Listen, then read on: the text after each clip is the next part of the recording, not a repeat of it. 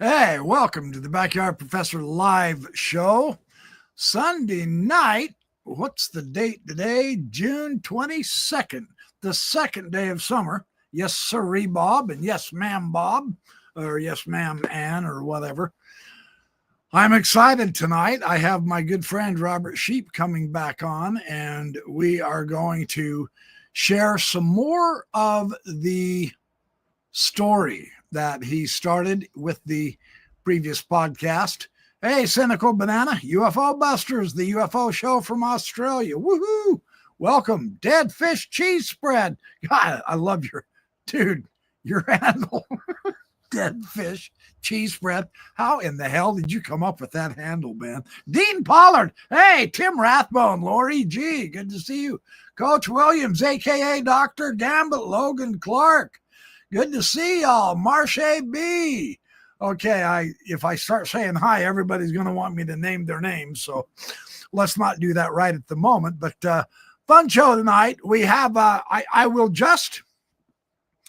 going to preface this. I was just on a show earlier today. It'll air here in a couple of weeks with, oh crap, now I can't even remember the... I just had a brain fart. Anyway, I'll let you know about it. Some good guys. Oh, God, I can't believe it. That I met at Contact in the Desert. And Robert, I also got to have dinner with at Contact in the... Contact in the Desert was sensational for nothing else than meeting so many fantastic people. And in the process of meeting people, you get stories. And in the process of stories, your life becomes more fulfilled, more filling, more meaningful, more enjoyable. And that, my dear friends, is what it's all about. So this topic, as we all should well know by now, is at times blitzoid crazy. I am so not kidding. It is amazing what this subject, the UFOs, brings to the table that you normally wouldn't associate with anything else.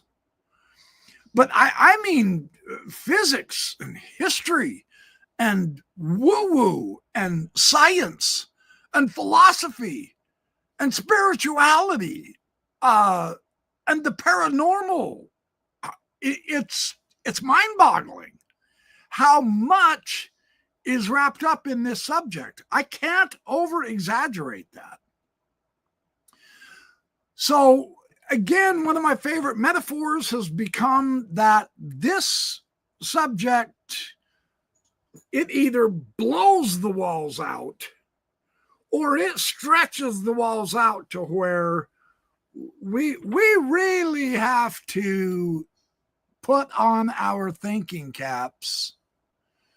And sometimes we have to suspend disbelief in order to acquire the truth. Skepticism is good. Belief is good. But there are times where you have to suspend some of it in order to acquire a greater context. Because look, there is nothing about UFOs that's normal. That's the bad news. You think this stuff, are you kidding me? There is nothing normal about this topic. This is simply bizarre. And the more I dig into it, the more I study it. I was just reading today Magic Eyes Only by Ryan S. Wood. Hopefully I can get him on my show. But the stuff he's talking about just blows your mind. You go, that didn't really happen. Are you kidding me? You're making this stuff up. He's not making this stuff up. He's reporting it from reports, from declassified documents, whether it's military, government, it doesn't matter. and you're reading about aliens. No, I mean living aliens working with humans. And you're going, come on, dude. What do I look like? An idiot? You expect me to swallow that swill? No. I don't expect you to swallow that swill. Just recognize that in our haste to be judgmental, we will sometimes miss out. And I didn't invent it this way. Don't yell at me. It's not my, I didn't make this universe. But in our prejudgment, we can miss out on the truth. And the truth doesn't give a damn if you wallow in ignorance in the dark. It doesn't care. If you won't believe in it, it's all good. Tough luck. Sucks to be you. You just go off into the wild blue yonder of ignorance. I am still there on so much because of my disbelief. In fact, I'm there sometimes because of my beliefs, which have been wrong. And this is why you have to at least attempt to practice being open-minded. So that's enough of an introduction. You didn't come to listen to me. You came to listen to my good and dear friend, Robert Shiepe of Custodian File. So let's bring Robert on. Hey, Don West, good to meet you. Tom Mandich, how are you? Eversore, K&M, Logan Clark, Tim Rathbone. I've already said hi to you. Tim Rathbone, by the way, is a stud of studs. He is something else. That man has more connections than anybody I know, except perhaps this man that I'm about to bring on. So, Robert, I've been telling the people about you. I hope you didn't listen because I would have embarrassed you, but how you doing? Oh, I'm wonderful. Thank you. That was a great introduction. Oh. I appreciate it very much. And looking forward to today's show, actually. Very much. There's a lot to say, a lot to go over. Yeah. Yeah.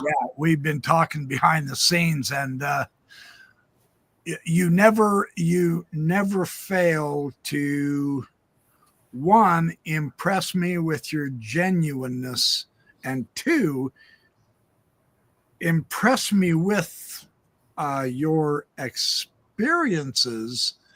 And I think the one thing that's caught my attention, and the reason I'm saying this is because I am beginning to recognize this with myself now too, is your synchronicities seem to just flow. And I am beginning to have some synchronicities. I am beginning to meet people and understand things and talk about subjects that just 1 year ago, had you told me I was going to be enmeshed in all this stuff, I would have simply laughed you off the stage. I would have said, no, you're wrong, but try again. And yet here we are. So anyway, yeah, you've got some very, very interesting information that we want to tap your wonderful brain with. So why don't you get started and just talk to us? Let me just say real quick, and then I will shut up, I promise. Last time I had John, we had decided beforehand that I was going to tell my thing and then you were going to tell yours. And I just somehow kept talking, and I went for like a half an hour, and you just sat there gently, calmly and all. And a lot of people said, what the hell, dude? Your poor guest was just sitting there doing nothing like a lump on a log. You should have involved him. So this time it's going to be different. It's my turn to sit back and shut up and you talk. Wow. Thank you. No problem. I understand. I'm a patient guy. I understand. Wow. There's just so much to say and go over. I thank you, everyone, for tuning back in. A couple weeks ago, part one with about my friend Glenn Falkenstein.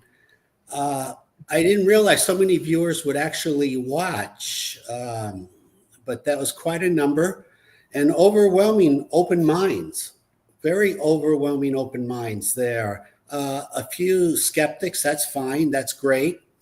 Yep. And I started off by saying, I'm not trying to tell an impossible story. This is what I live. This is my experience, my truth. But a little bit about me in case you haven't, for the new viewers. I live in Los Angeles, born and raised, never left.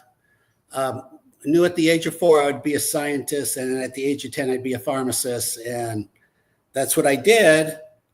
Graduated from Laramie, Wyoming, and for whatever reason, you're going to see a lot of synchronicities going on. It's really something very odd, and I got to tell you, now that I've been doing this show with you, I'm starting to see how it all comes together, the common denominator, and I think the common denominator is my friend here, Glenn Falkenstein. But I opened up 1986, America's first mail order pharmacy. And I specialized in infectious disease. And basically I took it nationwide, and it was super amazing, super amazing. And during the course, I met a lot of people, and I met this gentleman, Glenn Falkenstein, through the pharmacy. And I encourage you to look him up.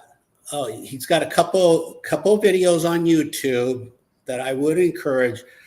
This gentleman was beyond extraordinary, not just talented, but born with a gift.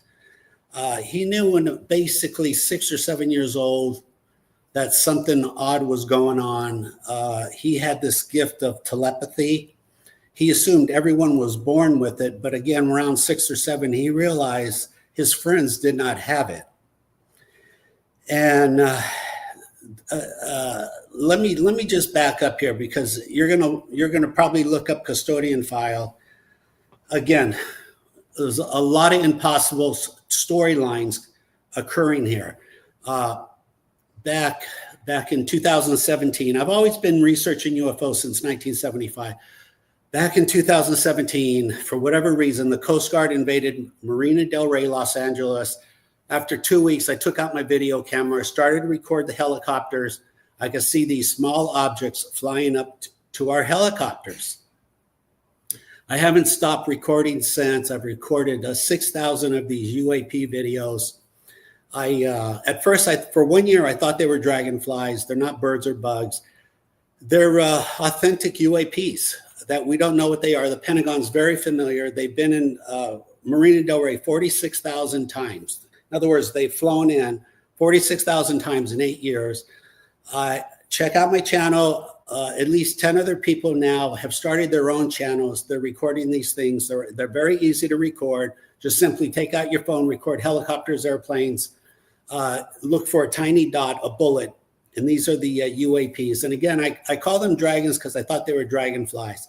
But it all ties in the reason I'm telling you this, because you just don't get that lucky. You just don't accidentally see the Coast Guard invading a marina and you record it, and then you accidentally discovered how to record UAPs with predictability. So again, this all goes back to Glenn, and I'm going to try to explain all the synchronicities that I've taken the time to write down now, because I knew I'd do this with you. And I said, maybe I should just write them down instead of trying to just remember off the top of my head. And even yesterday when you called, it's just like, hey, I should write this down and write this down. And so I have some notes here I'm looking at. And so I like to just briefly go over what we talked about a couple of weeks ago with Glenn. So the bottom line is, Glenn was born with this gift. He could close his eyes, and essentially he could, you could ask any question in the universe. It didn't matter 1 million years ago, 5 million years ago, or even in the future. It doesn't matter.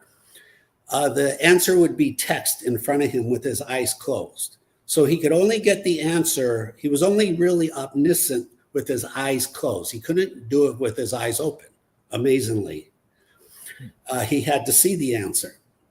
But he never admitted that. I had to figure it out, back engineer, just trial and error. So whenever you see him, he'll always have his eyes closed or blindfolded or wear a mask. Very similar, again, there's so much synchronicity. Very similar to the mask the professor used in Back to the Future, 1985. The professor had this silver mask. Now, I don't know who's copying who. I don't know if Glenn got the idea from him or what's going on, but it's just like that. So you're going to see a lot of synchronicities. You're going to see back and forth, a lot of time travel. But last week, what we did, or a couple of weeks ago, let me just do a quick review. So he's a mentalist, telepathy, very fluent. But not only that, a current time traveler. He could talk to you. He could see your future, 10 years, 20 years, 100 years, instantly, especially if his eyes was closed, especially. So I just wrote down a few notes. He did this radio show at NBC Universal Studios here in Los Angeles, Studio City, 1974. He did it for the whole year. That was quite a commotion. Fortunately, he had the foresight to record every single show on a cassette tape, and I have all those cassette tapes. Now, I've listened to about half of them. They're mind-boggling. There's just a couple of them that are mind-boggling. Basically, you could call in. It didn't matter. He'd tell you where you live, your social security number, your birthday, what you do for work, where you work at, what you your driver's license number, your credit card numbers, how much money you have in the bank. It didn't matter. It was easy.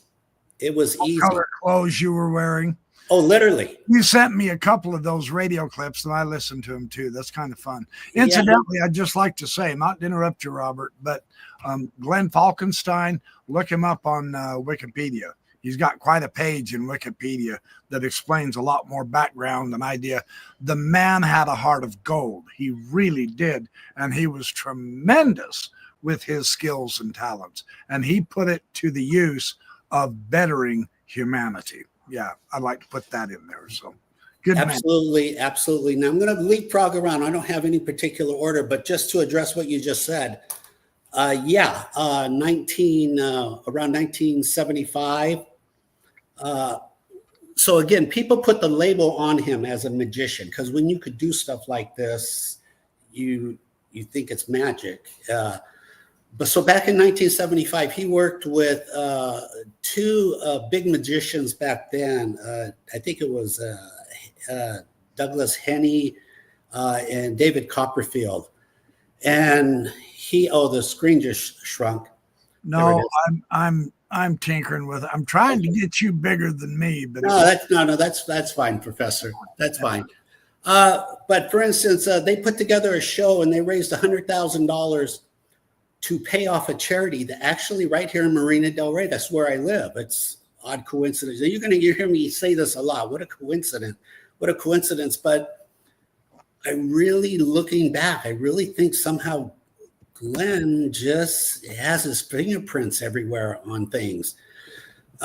So he paid off this children's charity. And because he was telepathic, he ended up becoming a speech pathologist, and he worked for the Los Angeles School District. He worked with autistic children, and he could easily communicate with them, easily. And that's what he did. So he loved children and animals and could communicate with animals. So again, I'm not going to go in any particular order. It's just when things come to the front, I'm just going to. So I put together a list in front of me, but since we're quickly talking about animals, around 1994, and this is nowhere in Google, nothing like this. It's just because I personally knew him. Siegfried and Roy of Las Vegas, the two Tigers. Mm-hmm. So 1974, they called him. They said, Glenn, come to Las Vegas. We want you to talk to our Tigers. See if they're happy. Do they need anything? So they paid him a lot of money to just go do that for the weekend. He was able to buy a new truck with that money. Believe me, with his you're saying like, why doesn't he just play the lottery or the stock market? And he did not use his gift for that. He would not use it for that. The guy was incapable of lying, did not cheat, nothing. It's just honest as honest comes. But he's on the level where people call him and say, look, we'll pay you a lot of money, come and talk to our tigers. And I did ask about that, but he was reluctant to say anything. I guess there was an NDA, but that was 30 years ago, so I don't think it really applies anymore. But this is the level he was on. Now, briefly, he was with someone like this. Fortunately, he was in the Air Force, 1948, 1952, 48 to 52 in Iceland. And if briefly, because we talked about this on the last podcast, essentially Iceland, among other things, they intercept spy messages. Transmissions from the East Coast go over the North Pole to China and Russia. Well, if they go over Iceland, and so if they pick up any kind of a transmission, even if they cannot decode it, they know the time it came in. So if they had what they could do, and Glenn was there from 48 to 52, they could just say, hey, Glenn, we intercepted a transmission last night. All we know is it came in at 3:10 in the morning. And he'd say, okay, give me the paper. And as soon as he touches the paper, end of story. It's like a whole book right in front of him. So he would read out the whole message, where it's from, who it was for, the communication, what they were talking about, with a 100, not a high degree, 100% accuracy. And if you go back, and because after the show a couple of weeks ago, I went back to AI, and I said, AI, on the average, in 10 years, how many spies are captured? In other words, how many spies do the FBI or the CIA capture on average in 10 years? And AI said between 0 and 2, which I expected that. Because the bottom line is, spies are so well trained that we're not going to catch spies in other countries, and they're not going to catch ours. Everyone's highly trained. It's just not going to happen. So it's between 0 and 2 every 10 years. I said, well, AI, between 1950 and 1960, how many spies were captured? And essentially AI said, well, that was extremely unusual. Between 12 and 20 spies were captured, 12 and 20. And it gives you the list. You just ask AI, give me a list of all the spies that were captured. And yes, 80, 90% of them were all on the East Coast. And it's not a coincidence. So instead of capturing 0 to 2, we arrested between 12 and 20. And essentially, that was Glenn. That was Glenn Falkenstein. And by the way, the radio show Glenn Falkenstein did in 1974, it's easy to miss this. Nobody's going to figure this out, but it was called KGB Radio. KGBS, but KGB Radio. And that was Glenn's way of saying to Russia, all those spies that we caught in the 50s, that was me. That was me cracking the code. I captured all of them. You think that's why he named his radio program KGB? It's not a coincidence. This is not a coincidence. So he was the one cracking the KGB code? All of them. Did he ever tell you that? Or is that your No, I had to figure this out in retrospect through, now, that was, I met him in 86, so it's going on 40 years. So I had to just wow, you get these little thoughts and you research them. And then I listen to the radio show and I say, KGB radio, wait a minute. And Glenn worked in the Iceland Air Force, 48 to 50, and all these spies were arrested. And again, you give them a blank piece of paper. The FBI, the CIA will never admit to any of this. But sure enough, yeah, it's boy, if you were a spy on the East Coast in the 50s and 60s, you had no chance. You would get captured. And just so we're going to bounce around here. We're going to bounce around.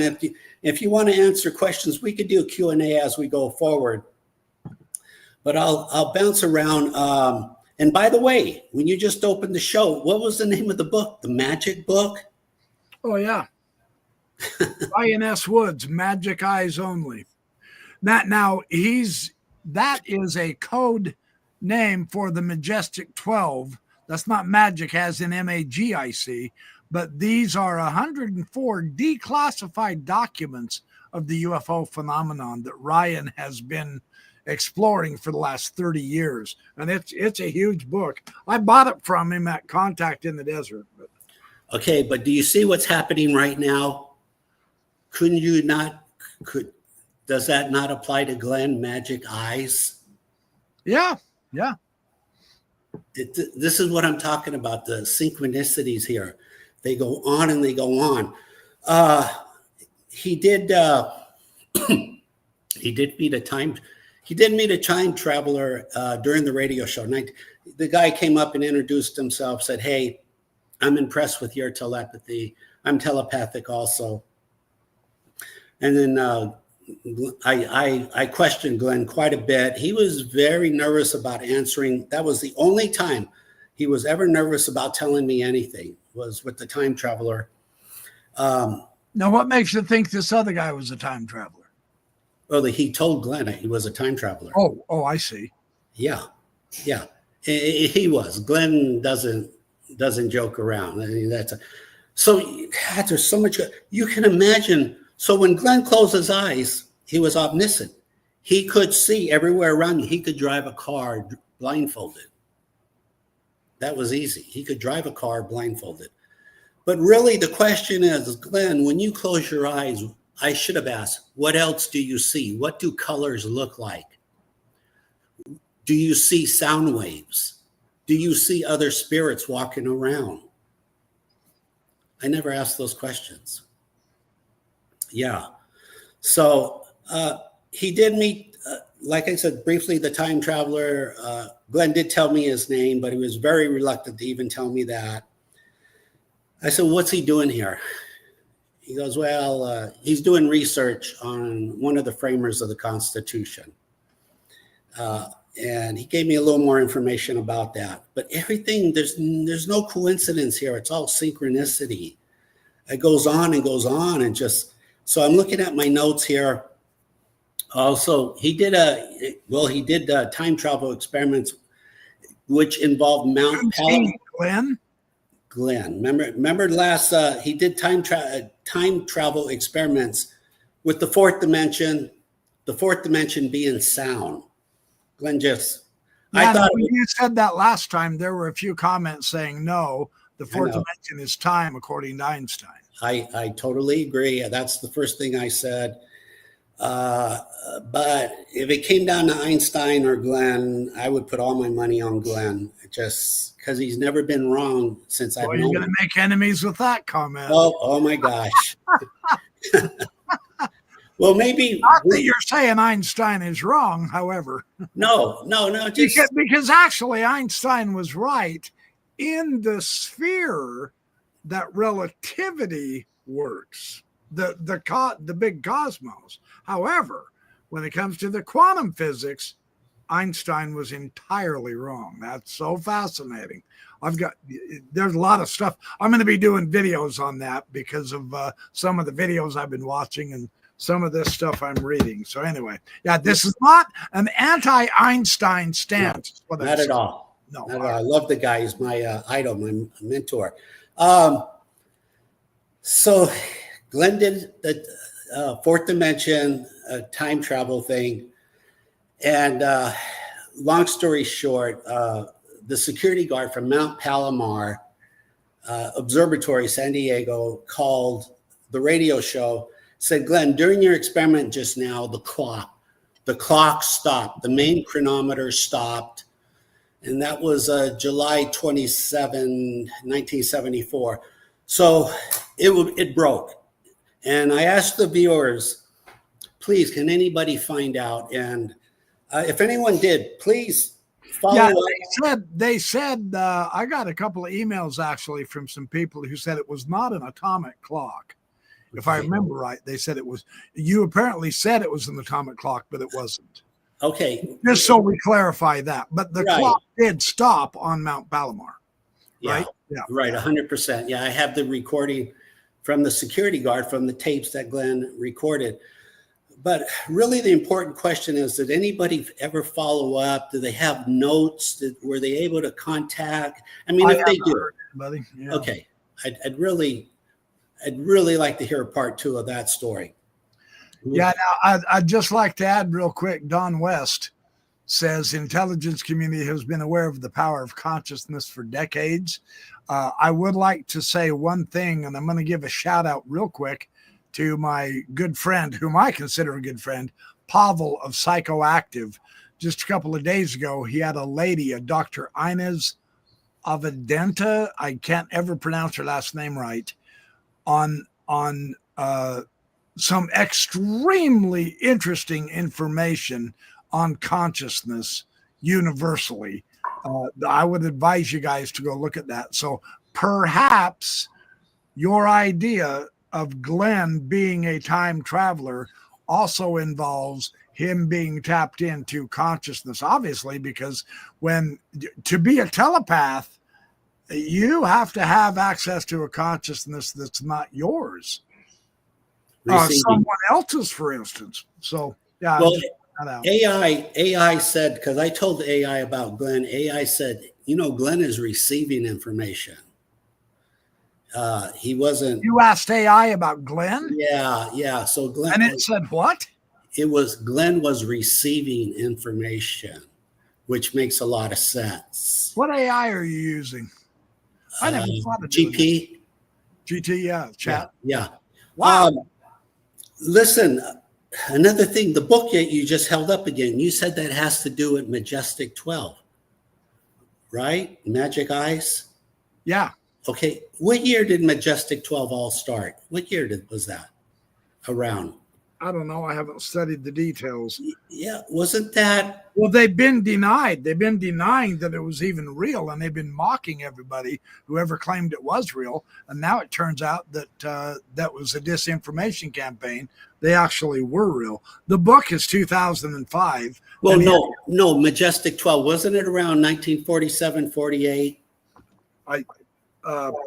Yeah, it was in Eisenhower's administration, something like that. The reason is, think about this.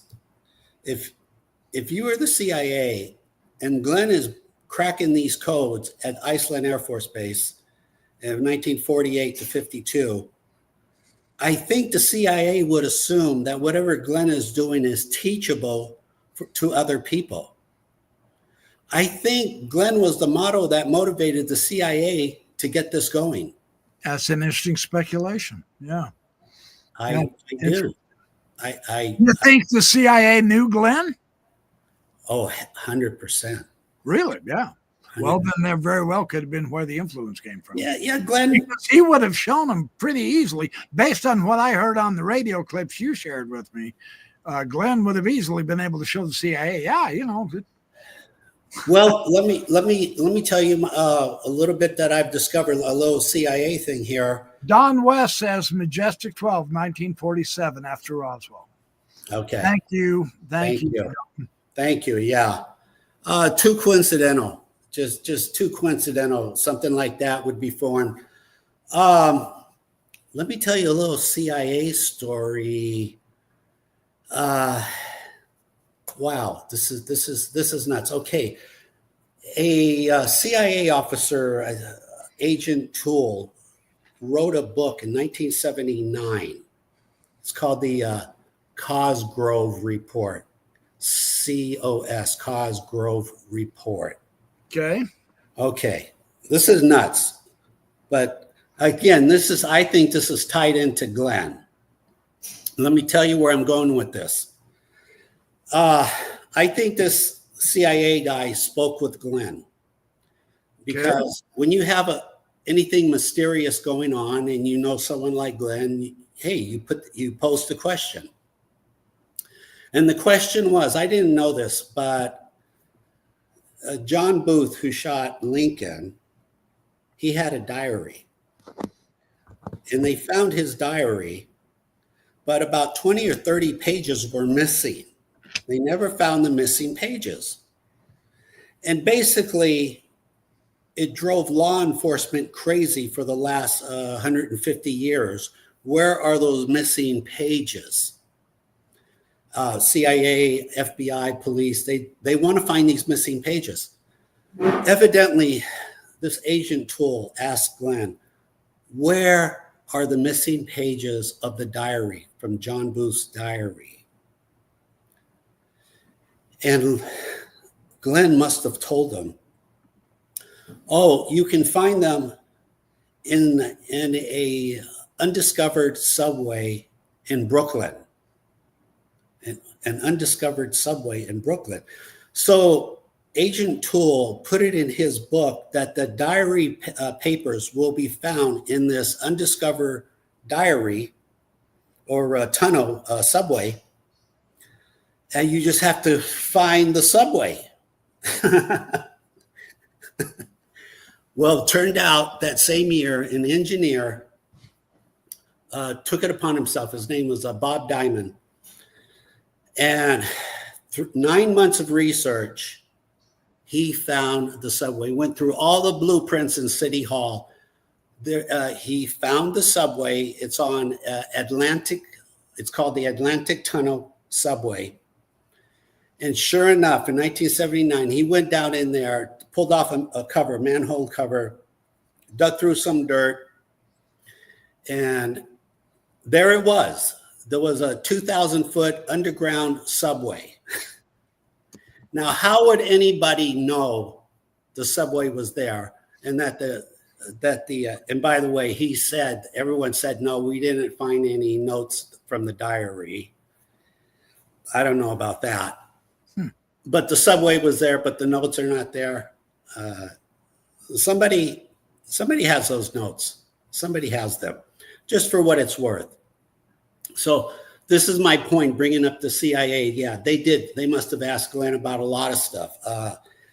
Glenn did mention one time, I think in 1975, one of our generals was kidnapped in Lebanon.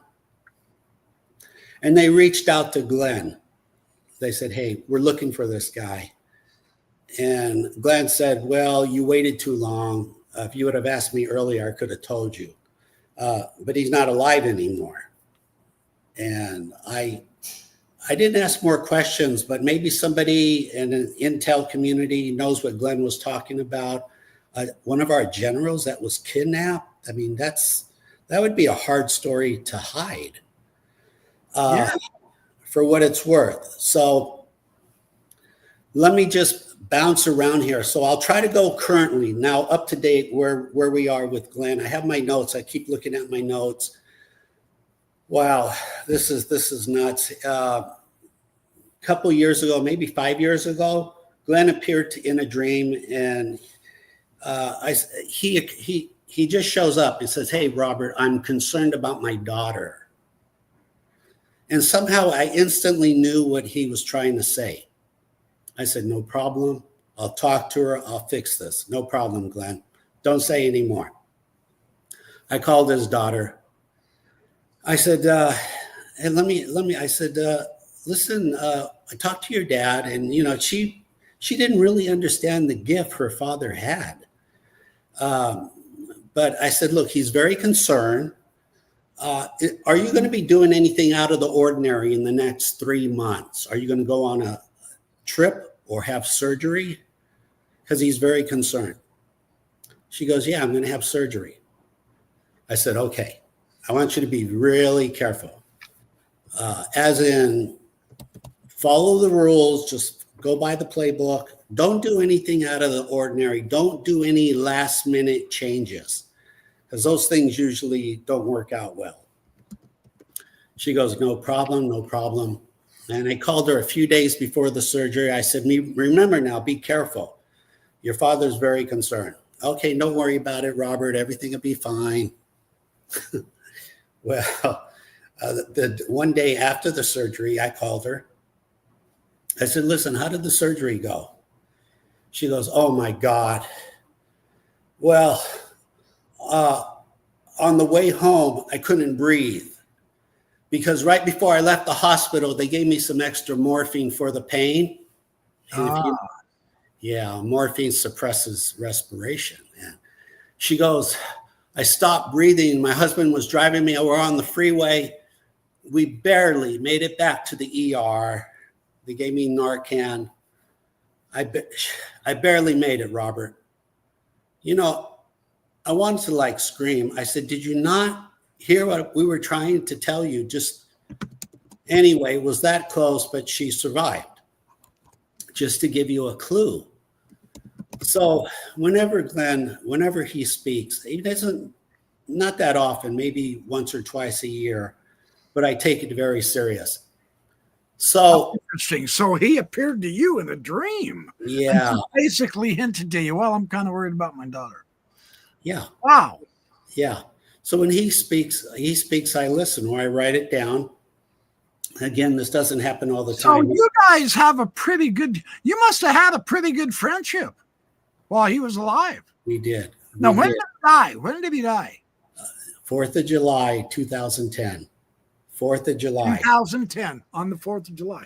And I'm glad you brought that up. Oh, you were going to tell me something about where he died. Yeah. You told me this earlier. This is kind of fun. Okay, and I'm not trying to tell an impossible story here. I get it. It's your experience. So I get it if this is too hard to believe, but I think around 2000. Anything about UFOs is too hard to believe. That's what makes this topic so fascinating. It really does. It really does. So I think what was the movie, when the Snowden movie came, I think it was 2012, 2013, something there. So check this out. I go with my wife. We go see this like in Westwood at the theater there.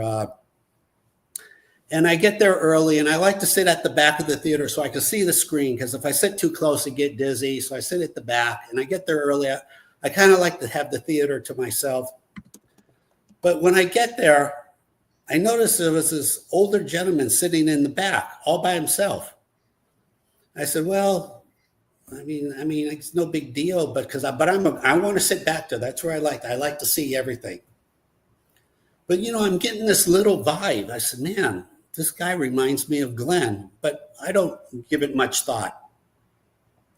But think about it. The Snowden movie, like CIA spy stuff. That's the kind of movie Glenn would go see. But for whatever reason, so this gets a lot better. And it ties into the 4th of July, which is crazy. Follow this timeline. So after the movie, he walks out to the left and I lead to the right. I say, no big deal. And I say, hey, why don't we go get lunch somewhere? And we think about it for 10, 15 minutes. And we go, look, why don't we just go across the street? Now, in every city in America, basically, there is a famous hamburger place you can go to. It's a little hole in the wall. Been there 75, 85 years. And people go there 24/7. That sounds like 90% of the restaurants in my town, a little hole in the wall. Well, we have one here called the Apple Pan. The Apple Pan. 1947 was open. It's a little horseshoe. It must have been an 800-foot square house originally, and they turned it into a hamburger place and put a horseshoe counter. And people love going there. It's just great. It is. It's one of those places. If you come to Los Angeles, got to go to the Apple Pan. Okay, so here we go. So we go across the street to the Apple Pan right after the movie. And I pull up to the front door and I get out, and there's this guy from the movies. He's standing there and he's holding the door open for me. This older gentleman. And I'm like, what the hell? This is really odd. And I kind of look at him, but I don't look at him. He's kind of holding his head down. And so we go in and we walk to the right. We sit down on the counter. And this guy, and he walks in, he sits down next to me, this older gentleman. And I look to my wife on my left. I go, I'm going to talk to this guy. This is just getting too odd. This is weird. This is odd. I'm going to talk to him. And I whispered that. And as soon as I said that, this guy gets up and walks out as if he was telepathic. And I'm like, and I was baffled. I'm baffled. Like, should I stop him? Should I not? I was baffled. Because who goes to your favorite restaurant, sits down, and gets up and walks out? Really nobody. Unless you get a 911 phone call, it doesn't happen. So my point is, I think that was Glenn. I really do. It just was too odd, too coincidental. So what I do... But it didn't look like Glenn. It kind of got the vibe, but no, I didn't stare him in the eye. Interesting. So what I do now, since I feel that was Glenn, because, oh my God, Glenn died in San Antonio, across the street from a bar and grill called the UFO Bar and Grill. Really? That's funny. Come on, what the hell? You think Glenn was an alien intelligence or a hybrid, maybe disguised as a human, and just kind of trying to help people see there's more to our knowledge and consciousness than we suppose? 100. Because he put on all these shows at the Magic Castle. The Magic Castle is the highest performance place that you could be invited to.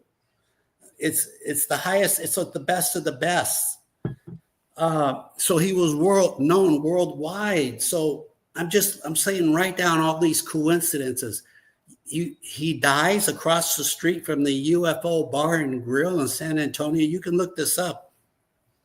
It's nuts. It's nuts. So out of respect, since he died on the 4th of July, I go back to the apple pan on the 4th of July, just to show respect. Yeah. Because to me, that's where I believe I last saw Glenn, was at the apple pan. Right. So a year ago, I here's where it gets really hard. Again, impossible. It's okay. If you don't believe any of this, that's okay. So I said, I tell my wife, we got to go to the apple pan and have lunch there on the 4th of July, which I'm going to do this 4th of July again, but we got to go and just show respect and kill two birds with one stone. Show respect and get a great hamburger. Right. It's why not? There's no downside. So I tell her 3 or 4 times, look for any kind of clue. If the spirit world's going to talk to us, it will be a tiny clue. I don't know. We might hear something on the radio driving there. We might hear something unusual. Because this is the thing. Now, look, at first, this bugged the hell out of me about this whole everything, about the UFO stuff, about life's experiences and all. It isn't the big lightning bolt UFO 30-foot saucer coming down and landing on your own rooftop where the information and evidence comes from. I wish it was. I wish it was big, grand, overwhelming. Damn it, man, prove it to me. Show up in front of me and talk to me in my own native language. But that's not how it is. It is the synchronicities. It is the small stuff. And that way you learn how to pay attention or you miss out. That's how this phenomenon now, and I've got it in some of the books. I promise when I find them on the market, the phenomena itself is what the ancients called a trickster. It's not straightforward. And I get it. It drives me batty too. I'm with everybody who says, yeah, BS. I didn't make it this way. That's up to the UFO things. but they are known to be tricksters, and they are known to show humor. The Tedesco brothers described to me their experience when they were calibrating one of their FLIR cameras. They had an orb that kept dodging behind a sign on the beach playing hide and seek. Every time he moved the camera over there to test it, the orb would go back behind the sign. So when he moved the camera away from it, the orb came back. I mean, it's got a sense of humor. And I get it. It drives you crazy, but that's how it works. Maybe, Professor, this is on another level. Maybe this is some type of quantum language. And it's just like any language. You have to hear it over and over before it clicks. And you're not going to learn it in one day. But my point is, be open to clues, synchronicity, things that are out of place, things that should not be repeated over and over. It's just things that are out of place. It's a quantum language. Maybe that's what telepathy is a quantum language. So I tell my wife, please, just in case I miss it, look for any kind of clue, because we're going to the Apple Pen now. Okay, maybe we're driving there. Maybe a truck will go by and it will say Glenn's moving truck, something like this. Right. And all these things are popping in my head here. Okay, this is where it gets really hard. Okay, so remember I just said went to pharmacy school in Laramie, Wyoming? Mm-hmm. Okay, yeah. I got to point out something. The owner of the Lakers, Dr. Jerry Buss. Dr. Jerry Buss, the owner of the Lakers, graduated from Laramie, Wyoming. He was from Wyoming. We went to the same, I won't say it was a coincidence, we went to the same college, okay? University, whatever. The weird part, fast forward, I opened a mail order business, extremely successful. I moved to Marina Del Rey. I buy a house next door to Jerry Buss. Interesting. Now you're saying, well, why are you telling me this, Robert? What's that got to do with the Apple Pen? Here we go. Okay. So we go inside. I say, okay, again, I tell my wife, just keep your eyes open. We might miss it. I don't want to miss the clue. But nevertheless, we're going to order a hamburger. We're going to have a good time. And I want to sit in the chair where I saw Glenn, where we sat last time. But I walk in and there's this other gentleman and his wife sitting there. And I go, oh, darn it. Fine. I'll just sit next to him. At least I'm close. And so we order the burger and I'm looking around. I'm looking for any kind of clue. I'm trying to apply myself. Yeah, trying to tap into this quantum language. And here we go. Okay. Too bad you guys don't take bets. You'd make a lot of money right now on this. So, and because I'm sitting next to this gentleman next to me, I mean, he's talking. I can't help but to hear what he's saying. And he goes, man, I really miss my job, my old job, working for the Lakers, for the Los Angeles Lakers. And I'm like, what? I look at my wife. I said, did you just hear that? I said, did he just say he worked for the Los Angeles Lakers? I said, I'm sorry. I said, sir, I'm not trying to eavesdrop. I'm saying, did you say you worked for the Lakers? He goes, yeah, I worked for the Lakers in the 80s and 90s. I said, you did? He goes, yeah. I said, doing what, like a manager or something? A coach? He goes, no, I was a player. And I go, well, what's your name? He goes, no, I'm James Worthy. And oh, I remember him. He was on the championship LA Lakers teams. Yes. He played with Kareem Abdul-Jabbar. And those guys. This just gets crazier, Professor. So my wife is like, she's like, holy crap. Because she's a celebrity person. So she gets on her phone and she's like, James Worth. She goes, "Oh my God, you're famous in Los Angeles." And his wife grabs his arm like, "Oh, this lady's going to go crazy." But it was just like that. I said, "James Worthy." He goes, "Yeah, yeah." And then we just hit it off. I said, "Sir, I live next door to Jerry Buss." And next door, I mean, I can hand him ketchup through my balcony. So you see the odds here, the mathematical statistical probability. These are in the trillions to one. And we go to the same college. He studies chemistry. I study chemistry. This is just mind-boggling. And it gets even more. I said, "Mr. Worthy, what brings you here today?" He goes, "Well, I was at the Riviera golf course playing golf, and I decided to come and get a burger." I go, "Oh, okay," because the Riviera is Beverly Hills, fancy, stuff, and it's nice. I said, "That's great." So I said, "Okay, so before you, we talked for 20, 25 minutes, and then right before we leave, I say, here, can I get a picture of the apple pan and James Worthy?" So I know, because some of you are like, "God, this Robert's making all this stuff up."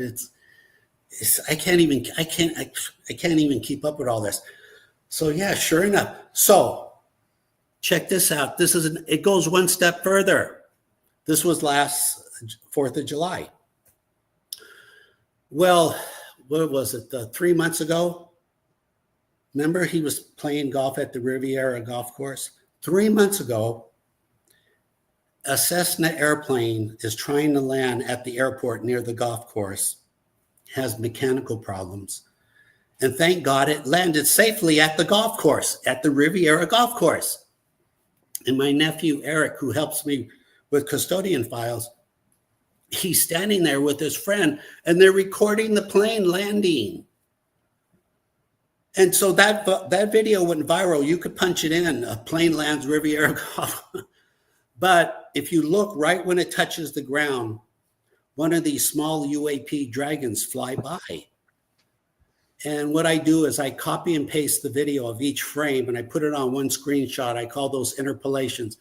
So my point is, come on, everyone. That was Glenn. Glenn somehow knew this plane would be landing here. My nephew would be there with his buddy to record the video that went viral. You see all the coincidences over and over and over. It's just, it doesn't stop. It doesn't stop. It just keeps going. You have any questions, Q&A, or want me to keep going? Or do you have any questions? I don't right off. No, we've talked about all this before.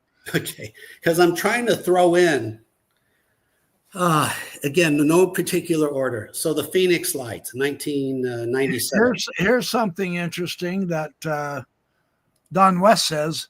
Others that have been touched by NHI: Leonardo da Vinci, Einstein, Tesla, Oppenheimer, Casey, Mozart, etc. Too many to mention.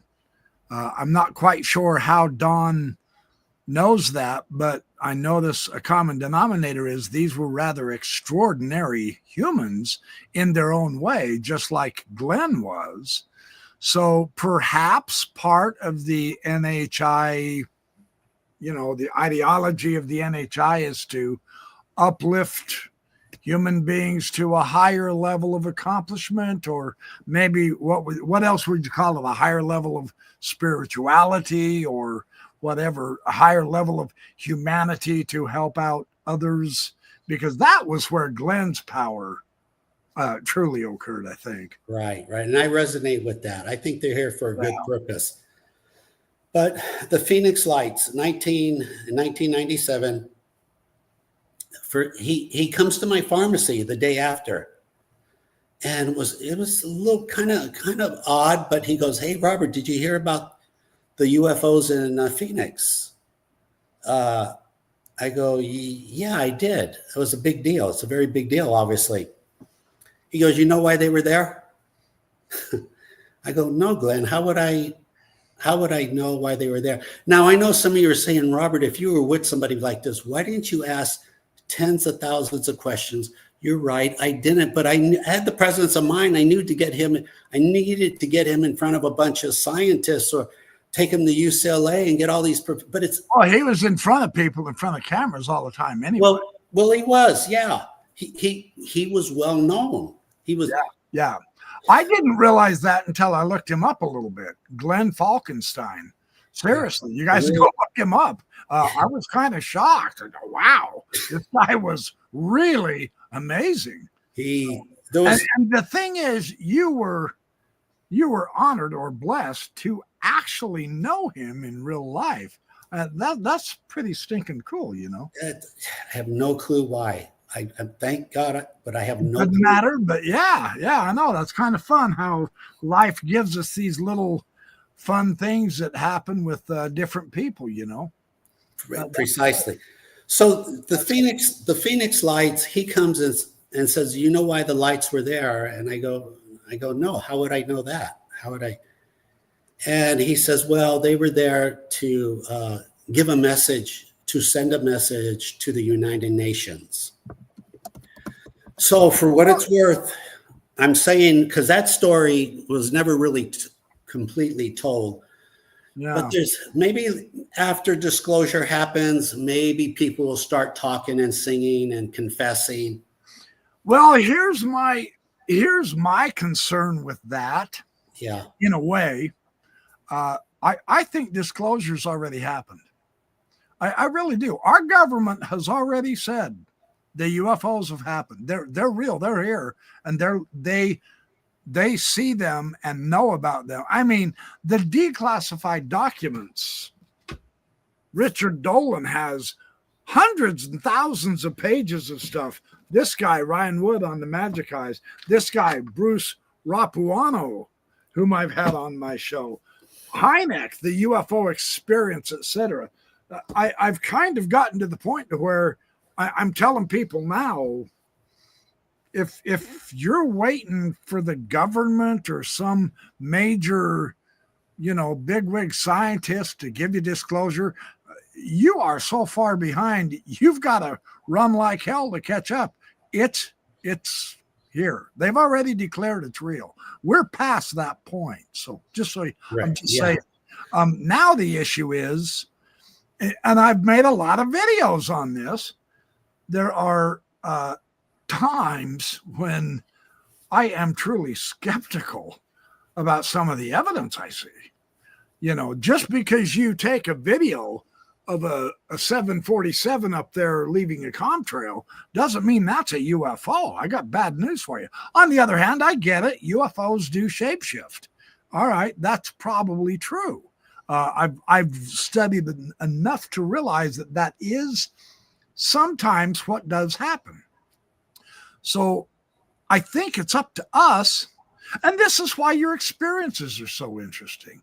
I think it's up to us to figure out, are they real or not? If we're waiting for someone else to tell us what the truth is, that's the brainwash our culture has given us. That's not the way to do it. We have to go find out in whatever ways we can, through books.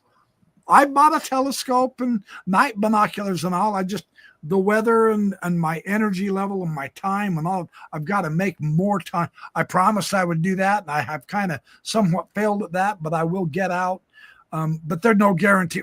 Every time I've been out, I haven't seen anything definitively that I can say, yeah, that was an orb or that's a UFO. So, and I am practicing meditating, etc. So, I mean, there's a lot more to this, is what I'm saying, than just someone saying, yeah, well, they're real. I promise, if Donald Trump stands up there on the White House lawn and says, yes, by the way, we do know UFOs are real, and in fact, we do have some of their craft, that's not going to make anybody believe in them. So what? So Donald Trump says so. Big deal. That's not proof to you personally that they're real. Oh, we want to see the proof. I get it. Yeah, but on the other hand, do we want to see the proof? I think that's up to the NHI, and there might be very valid reasons why you keep it away from the humans for a while, because I don't think we're ready psychologically. And I wish we were, but I don't think even as a society we are ready.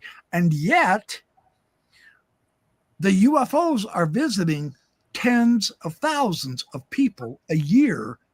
We're just not hearing about it. So we who want it to be shown on national television or else it's not real are going to be left in the dark, because that's not how this works.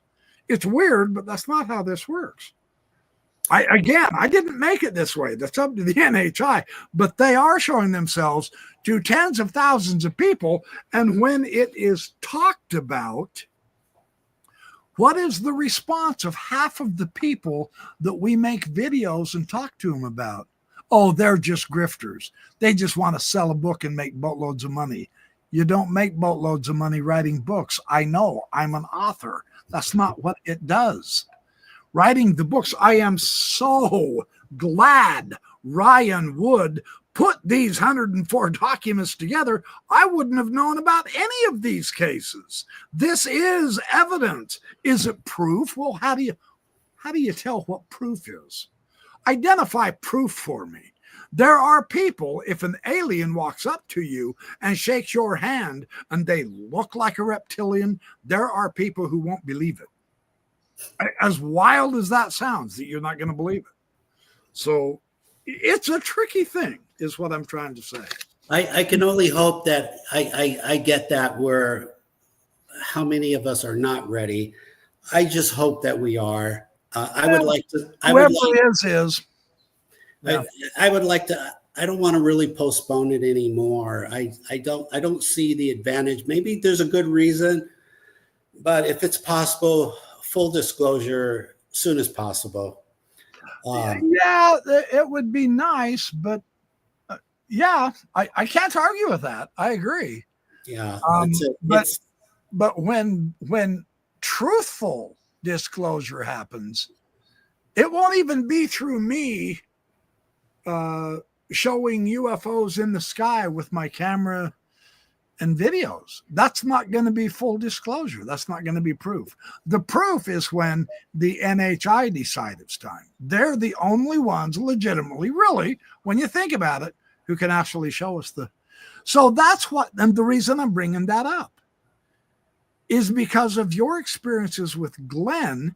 I'm under the impression that Glenn could not give you full disclosure of who and what he really was, but he gave you enough hints, and he is still visiting you in your dreams that are effective to tell you what he is. And that's your interpretation. Not that it's proof for anybody else, but you've been blessed with a gift and a friend, in my opinion, that helps you see, oh, this is real. This phenomenon is the real deal. Yeah. Well, of course, it goes without saying. I wish he was still here. I'd put him on the show, and boy, that would be. But the point is about the Phoenix Lights. That story's not over. Looking back, if Glenn came to the pharmacy to volunteer information, normally he did not volunteer information. It was not that he was reluctant. He'll answer questions. You know what I'm saying? But he's not going to really volunteer. But he volunteered the Phoenix Lights. My point is that story is not closed.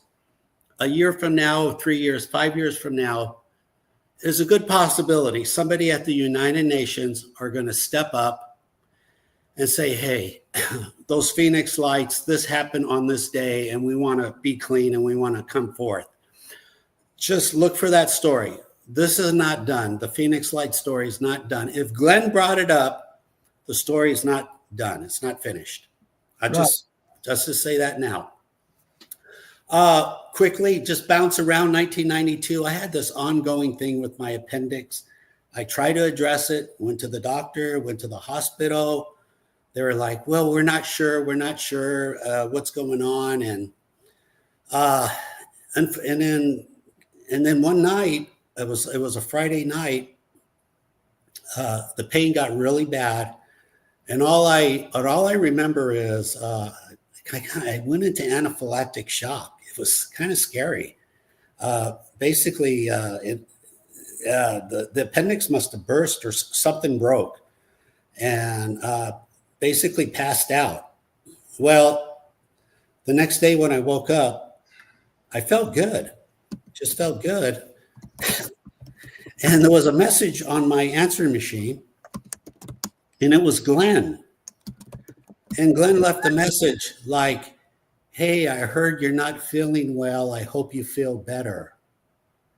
And I'm like, I didn't even tell Glenn I wasn't feeling well. Huh.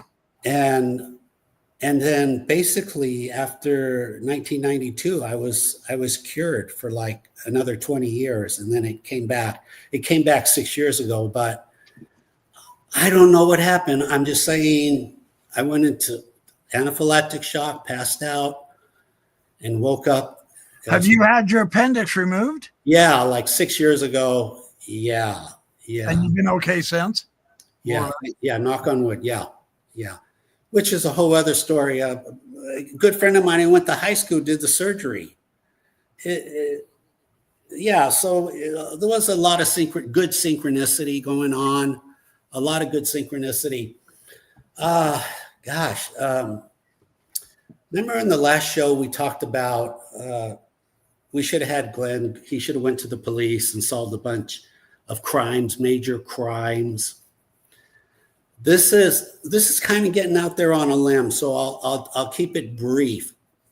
So about 6 years ago, there was this terrible murder in Indiana, Delphi, Indiana.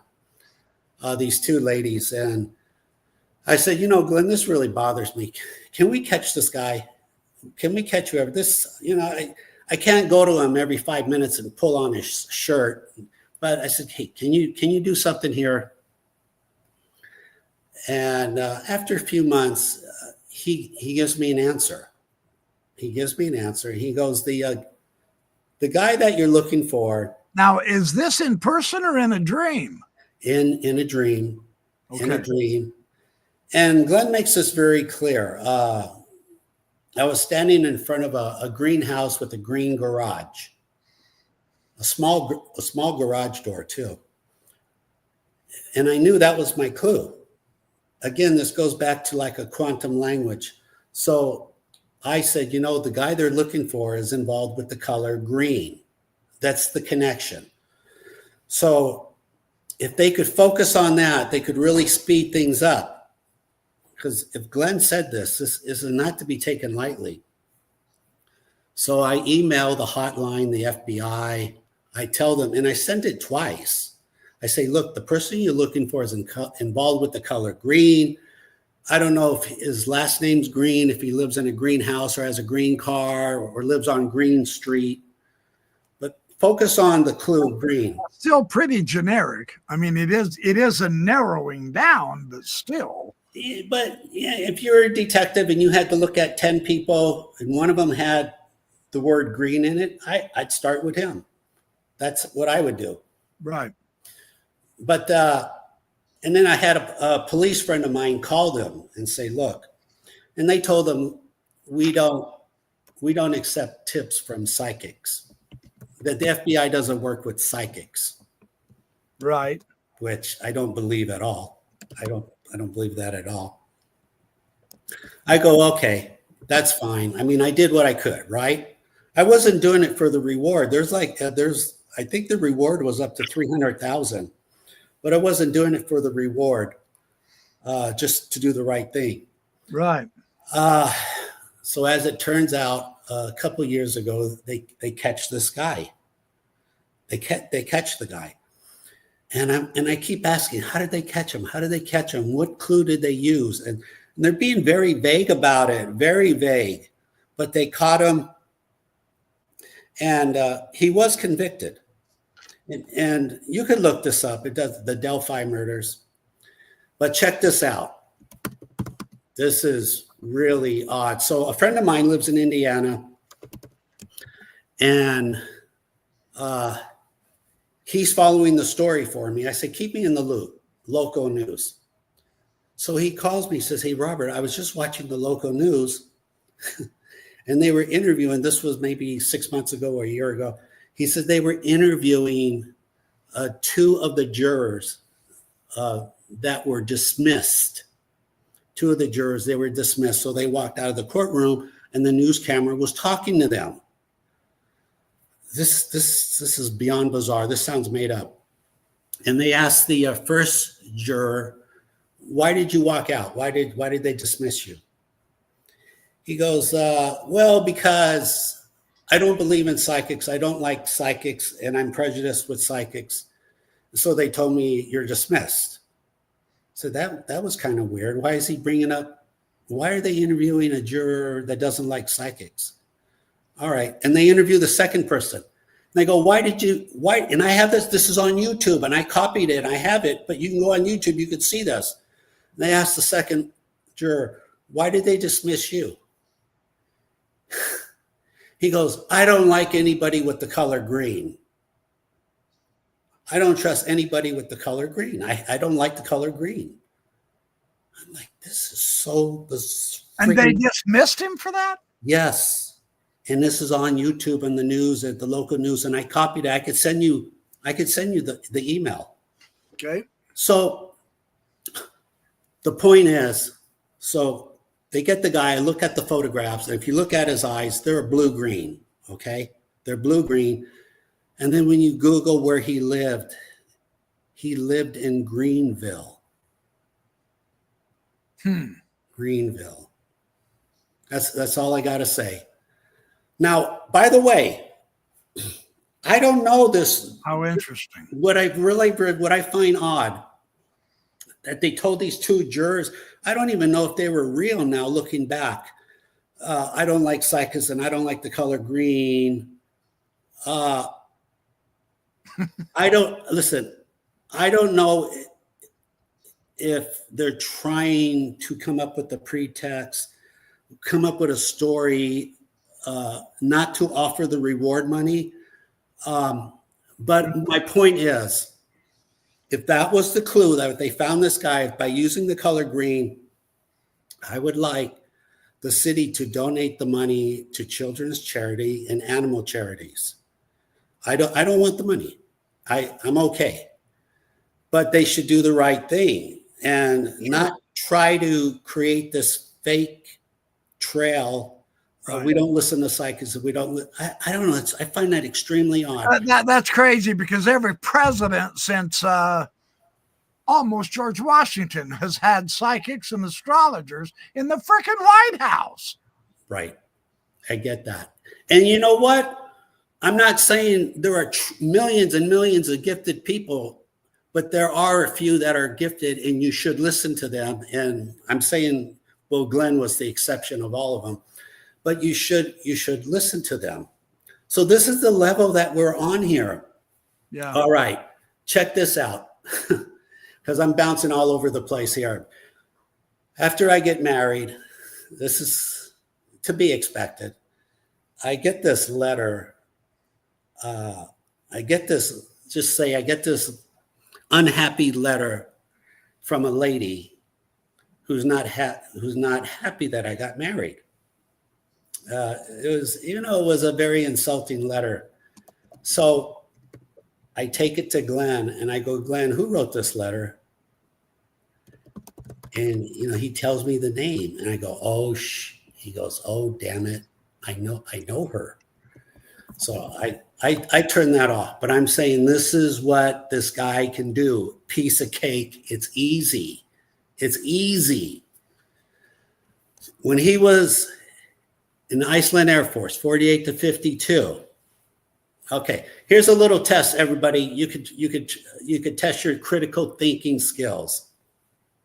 I learned this from the tapes that he left behind 50 years ago. He said basically every Saturday night we would have poker night, and the poker night, he always had to be the dealer. Why? Why couldn't he be a player? Why do you always have to be the dealer? He said, because I always knew what everybody's cards were. So if you're the dealer, you can't cheat because you have to play by standard rules. And so otherwise, it would, how do you play poker or play against somebody like Glenn? You can't. You can't. So, yeah. Also, because I'm looking at my... Interesting. No, it was the real deal. I said, Glenn, if aliens were to land and you were to talk to them, would they be impressed with your communication skills? He's very modest. He goes, I don't know. And then he goes, yeah, they would. Yeah, they would. I said, I figured they would. Well, not only that, aliens are probably telepathic, but can they time travel simultaneously? Can they see the future? I don't know if they could do that. I don't know. Well, Maybe. there are some, and of course we're speculating here, but there are some people who say that when they were abducted from the aliens, they were shown the future. Yeah. And the alien was showing them their future or something to that effect. And that perhaps the aliens come from, I call them interdimensional or multidimensional, a different dimension than what we're in, and from a different time. I mean, there are some people who say they are from the future and they are us, and they've come back to help us. There's that option. So, I mean, yeah, this is freaking weird. I'm not going to lie about that. But this, of course, there's no proof yet. Of course not. We're all speculating. Yeah. But there's clues. And so we have to open. I mean, you don't have to. You can reject it. You're not obligated to believe any of it. But if you do believe it and begin going down the rabbit hole and following the trails and the clues, life could get extremely interesting, because that's when the synchronicities begin to occur. And those are sometimes fun. Sometimes they're scary, but you know what I mean? I mean, it's just, it just adds spice to life. I get it if you're scared. I mean, I was scared for 100 days when I started recording these small, fast movers. It goes away. It goes away. But I respect that. So in 1995, for my birthday, Glenn gives me this Blue Angels watch. Oh, yeah. Okay. I don't know, just out of the blue, he gives me a Blue Angels watch. I see what you did there. Out of the blue, he gave you a Blue Angels watch. Well, fast forward to 2017. Once I realized these small, fast movers were all over the world, critical thinking, I said, logically, then they must be flying with all aircraft. So I started looking at air shows on YouTube, the Blue Angels, Thunderbirds, Red Arrows. And yeah, they fly with all our aircrafts, but especially the Blue Angels. It's the easiest way to find these small, fast movers is watch. And you can watch frame by frame on YouTube. You hit K for pause on your computer, and below the K is the arrow forward. That's arrow forward, frame by frame. And arrow backwards is frame by frame backwards. That's how I find all these small, fast movers. Mm-hmm. But the point is, how did Glenn know about, and I call these things dragons, but how did Glenn know about the Blue Angels and the dragons like in 1995? And in 1992, Glenn wins an award. They had, for 4 or 5 years, they had this contest among magicians. Who was the best mind reader? Like, how are you going to compete with Glenn? So they did that 4 or 5 years. Of course, he wins in 1992. It's called the Dragon Award. The Dragon Award. It's a big deal. But I looked at the other people who won. They're not even 1%. Not even 1% of. It's like, whatever, so you won. But the point is, how did Glenn wins a Dragon Award in these small, fast movers? I'm calling them dragons. You see how the timeline goes back and forth, that very fluidly, very fluidly. Another one. I get married 20 years ago. This is bizarre. And my father-in-law is a carpenter, big-time carpenter. And one of his clients is a big retailer called La Curacao. It's a big Mexican retailer. It's like back in the day, Sears or J.C. Penney's of Mexico, La Curacao. And they have businesses here. And you can buy items here and they'll ship it in Mexico City, whatever. It's a very big. So he's doing business with them. And it just comes up one day that my father-in-law knows Glenn's son. Glenn's son is the manager of La Curacao. His name was Michael Falkenstein. But I'm like, what? I told him, your dad knows Glenn's son. He goes, yeah. Well, there's 10 million people in the city. What's going on here? Again, more synchronicity. I totally would have forgot that. I'm looking at my notes here. The Riviera Golf Course, James Worthy, the diary.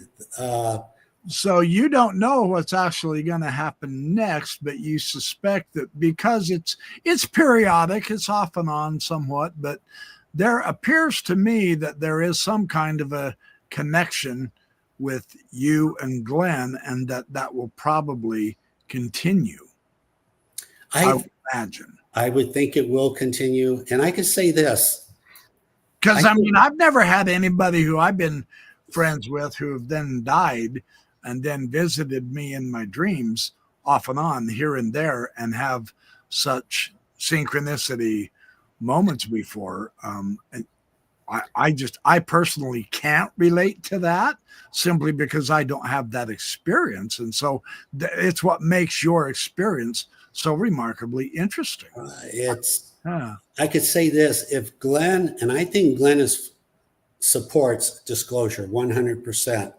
Yeah. And because he's in our corner, it's going to happen. There is no maybe. Right. There's no maybe here. Yeah. I think eventually it's inevitable. Yes. Yeah. Sooner rather than later. Sooner rather than later. Yeah, we can hope. I know. We've been saying that now for 80, 90 years. I could feel it. I really can, Professor. Yeah. There's just too much evidence, too much video. And essentially, unless you can come up with a really good reason, I don't know why it should be top secret. I mean, I respect the people that are going to be scared, but it really goes away. It does. Lee Strieber's big on that aspect of it too, is he says, be careful what you wish for, but through time, I mean, he's been having these experiences with the alien. He's written over 40 books on his experiences with the aliens. And he said they're trying to educate us and we don't quite yet know how. It's a difficulty communicating with them because they communicate telepathically and we don't. And yet in some ways we're going to have to learn how to, because we do have that power. It's just latent in us. And so, yeah, this is just fascinating how it all works. Briefly a little bit, if I could, telepathy. So Glenn, he did say in 1987, we would be telepathic in 50 years. So he would do this telepathic. He just basically read everybody's mind really quickly. He said, this is how it's going to be in 50 years. 50 years is 2037. Is that where 2037 comes from? Maybe we don't even know. I've heard that year bandied about a little bit. That's interesting. Yeah, it's potentially. What is it? 37? That's 11 and a half years. Yeah, it's we might be alive. Yeah, interesting. Well, with Elon saying we're going to have Neuralink. I mean, wow! If we have that, telepathy electronically would not be that hard to do. And I personally have a theory. Let me just share a theory. And I don't know if I don't think this is on the internet, but let me just share my theory on how telepathy actually works. Oh, So if you're familiar with satellites, how they're curved, and they have an arm and they have a hand at the arm. Basically, radio waves, when they come in, they ricochet off the satellite, and they always make contact with the hand on the arm, and that's how data is collected. mm-hmm. Okay, that's how it works in physics. Okay. Okay, well, the satellite, it's a half a dome. Okay, so if you extended that dome into a circle, the collective unit the hand would still be in the center, right? Okay. Okay. Well, if you take our head, which is kind of round, what's in the center of our head? The pineal gland. In my head is air. Oh, a lot of same here with a lot on both sides. Pineal gland. All right. Now that's interesting. Okay. And scientists have highly suspected the pineal gland is involved with psychic ability. And the pineal gland, so maybe RF or quantum particles enter our skull, they ricochet, and they're collected on the pineal gland. Same science, same physics. Well, except a nitpick. If the quantum particles are doing that, it's not going to be particles because they aren't particles, but they are part of the vacuum fluctuation. So they're an energy. So you see what I mean? So, that's how I would, it's a small nitpick, but I'm just putting it out there. Maybe, sure. Maybe that will be the case. But I think it's worth repeating his telepathy experiment or time travel experiment with the fourth dimension with sound. So again, in July 27, 1974, he placed time in a bottle on the radio. It's 6:37 p.m. Los Angeles time. He only plays the music, not the lyrics, and he tells people, call in. Did anything happen? Did anything happen? Because he wanted to do an experiment in sound and time. And again, the security guard at Mount Palomar calls in, says, "Hey, the clock's not working. We got a problem. The clock is broken." Is this the second time or the only time? Oh, this is the only time. Oh, yeah, okay. But it's worth bringing up. Mount Palomar, because this is very important. So this happened in 1974, but if you go back in time, again, we're going to go backwards and forwards a lot. If you go back to 1952, the UFOs over Washington, D.C., July of 1952. For 2 weeks, not just 1 hour, Yes. 2 solid weeks. Yeah, 17 days to be exact. And that's kind of important, 17 days. I think there's a message there. Because the drones that were hanging around last year over CIA headquarters were there for 17 days. I think it's a part of communication. Interesting. But Glenn, out of the blue, I was just talking to him one day. He goes, "Hey, do you remember when those UFOs over in 1952, Washington, D.C., the Capitol?" I go, yeah, I do, Glenn. How do you know? I was there. He goes, I was there. What do you mean you were there? Well, I was being discharged from the Air Force, and I was at Andrews Air Force Base waiting for my discharge papers, and these things were flying around. And boy, I thought of that for 25 years. I realized those UFOs, they were not there to say hello to the Pentagon or the White House. They were saying hello to Glenn out of respect. That's what was going on. Because you don't get your discharge papers in one day. It takes time. It takes a couple of weeks to discharge you. They were coming by to say hello to Glenn. So this is important because we're bouncing around. Those UFOs that showed up were, I don't know, accidentally recorded by Mount Palomar, San Diego. They were photographed because they were doing images of the stars, looking for meteors, before and after photos, LiDAR technology, same concept. And then they accidentally recorded these 5 or 7 objects coming in. And then a week later, they're over the White House. But the point is, Glenn is at Andrews Air Force Base. He sees these UFOs, which were recorded by Mount Palomar. And then you go 22 years in the future, and the clock is not working at Mount Palomar. There's time travel fingerprints everywhere, all over this. It's just, there's no denying it. It's overwhelming evidence. It's overwhelming. And that Mount Palomar story is not over, because someday we're going to find out what happened to that clock. We are. It's going to take some time. Well, you know, it's somebody. There's some records. There's records here. So we're all over the map here. I mean, for the most good. You're just sharing some of the interesting synchronicities. Yeah.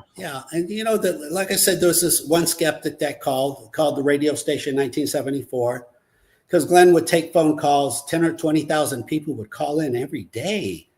Yeah. Drove the phone company crazy, and there were yeah, that's pretty good for 1970 that they could handle that amount of calls, or 74. But and there were 300 people in the auditorium at the studio, NBC Studio City auditorium. It was called the KGB Radio Center, a KGB theater. Yeah, it's crazy, just crazy. But this one guy called in and said, "Glenn, I don't believe anything you're saying. I don't believe anything about you. If you're real, you tell me right now where I'm at. Just tell me. Don't hesitate. Just tell me." Glenn goes, "Okay. You want me to tell you where you are right now?" He goes, "Right now, tell me where I'm at."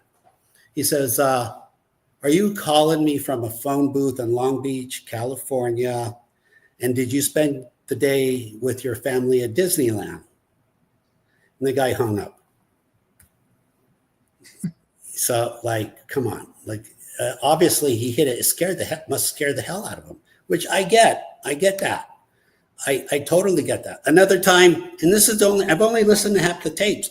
Another time this lady called in I only heard part 2. I didn't hear part 1, but on part 2, she said, Glenn, hi. He goes, "Hey, didn't I talk to you before?" She goes, yeah, I called last month.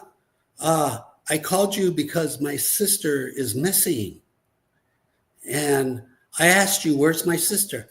And you told me, you gave me the address in San Francisco. She's living with an aunt, and this is the address, and go there. And she was there. And the lady called back to say thank you.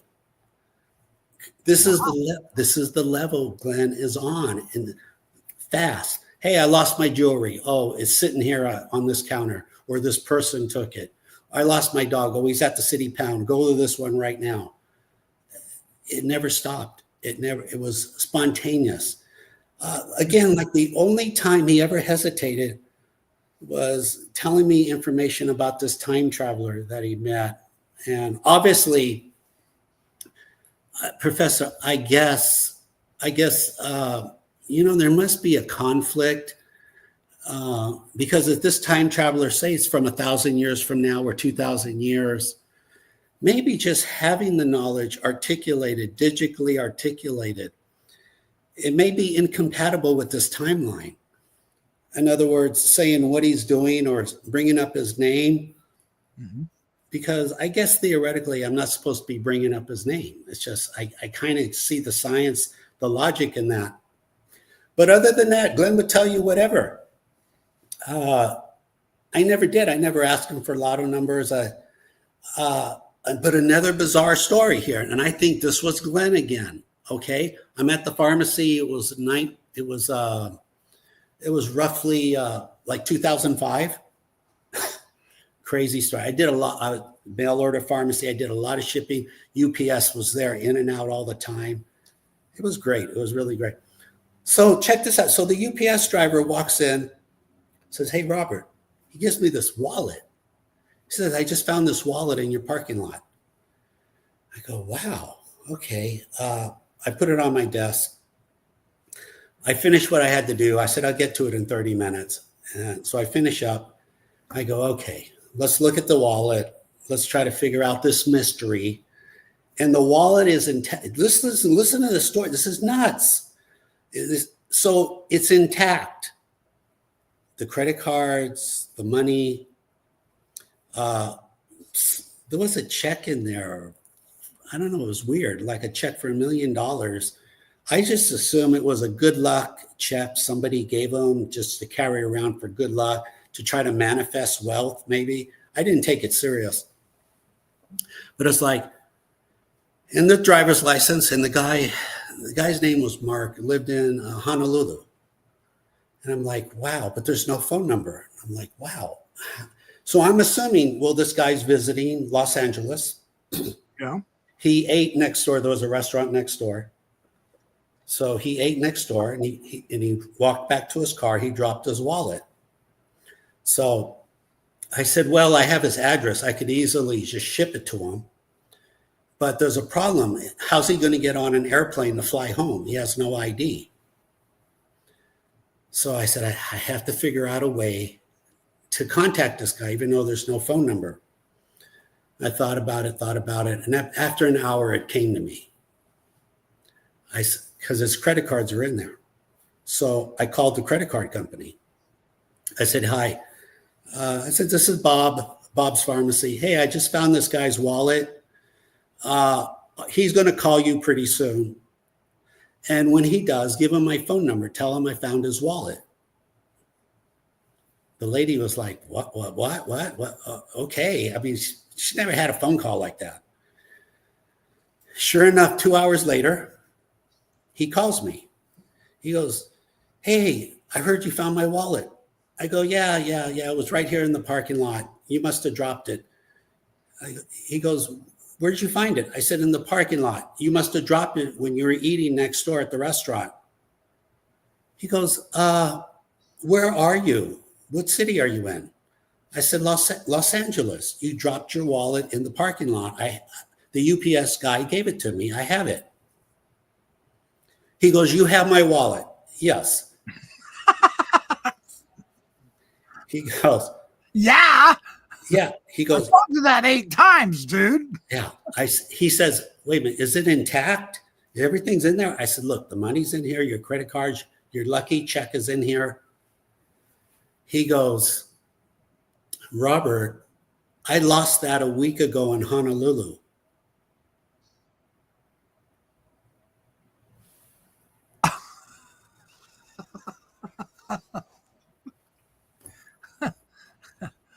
I said, what? He's sure a lucky guy that someone honest found that wallet. Well, so some of you are saying, Robert, why didn't you just call Glenn? I don't know. I should have. I didn't use him for that. I should have. So I said to the guy, I said, look, Mark, I'll just ship it to you. You'll get it tomorrow morning, because this is what I do. I do a lot of shipping. Yeah. He goes, no, let me pay you. I said, don't worry about it. Just you'll get it tomorrow morning. He goes, you know what, Robert? If you're ever in Honolulu, look me up. I go, why? He goes, I'm really connected. You'll have a good time in Honolulu. I mean, what do you mean connected? He goes, I work for the embassy. I said, you work for the embassy? He goes, yeah, just keep my phone number. If you're ever in Honolulu, look me up. Really weird story here. Okay, why am I bringing, how is this connected to Glenn? Somehow I end up going to Honolulu in 2008. Coincidentally, at the same time Glenn goes there. So I'm hanging out with Glenn, and I decide to call this guy, Mark. And I remember I was around the convention center in Honolulu. I think it was across the street from Jack in the Box. And I call him. And I go, hey, I'm in town here. He goes, hey, okay, you see the Jack in the Box? There's a building next to the Jack in the Box. Go in there, ask for my buddy. He's going to hook you up with a bunch of tickets and everything. And I'm like, you know, like, I found this very odd. Like, what's with all the cloak and dagger? What's all this top secret? Evidently, I guess working for the embassy is some kind of a big deal. And he just can't be meeting people at random, I guess. So I said, well, thanks a lot. But I thought it was a little odd, and I just passed on meeting his buddy. And I just went to lunch with Glenn. But this whole wallet concept, I mean, how did that wallet end up in Los Angeles in my parking lot? Again, I think it's connected with Glenn. I really do. So while we're having lunch there, we were at the, this large, and we were leaving, and it's bugging me. It's bugging me because there's a lot of tourists there, a lot of people from Japan, and it's bugging me. I was like, I want to show this guy. I want to show off Glenn. But how do I do that? I just can't stand up and say, hey, check this out. So we're leaving, and we're at the cash register, and then I take the opportunity. I tell the lady at the cash register, hey, do me a favor. Pull out a dollar bill and hand it to my buddy. Let him touch it.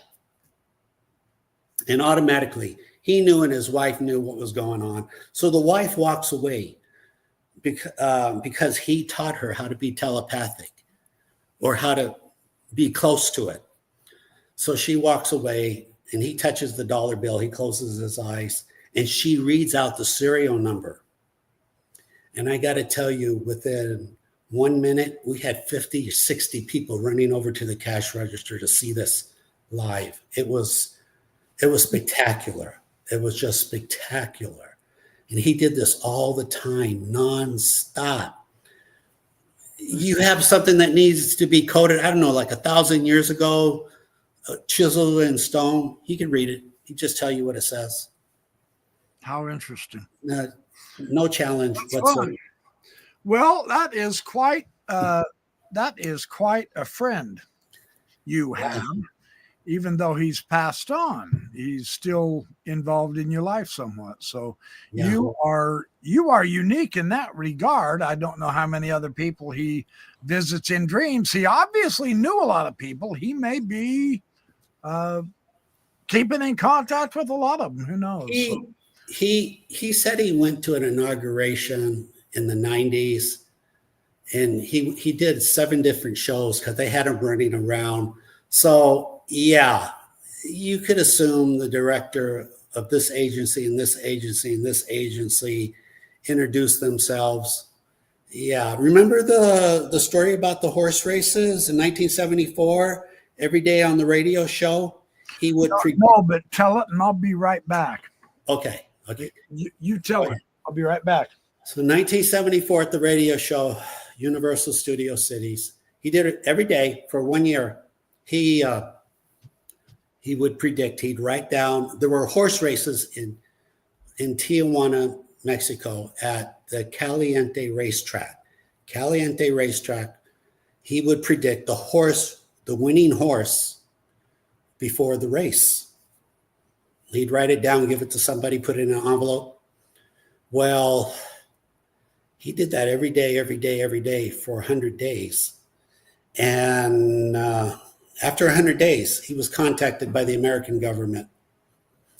And they called him and they said, Glenn, we have a problem. You're making these predictions, and the Mexican government is very upset about this, and they want you to stop because it's making this look crooked, like the horse races are rigged, and somehow you know about it, and this has to stop. So Glenn said, okay, what I'll do is I won't predict the winning horse anymore on the radio, but I'll tell everybody in the audience.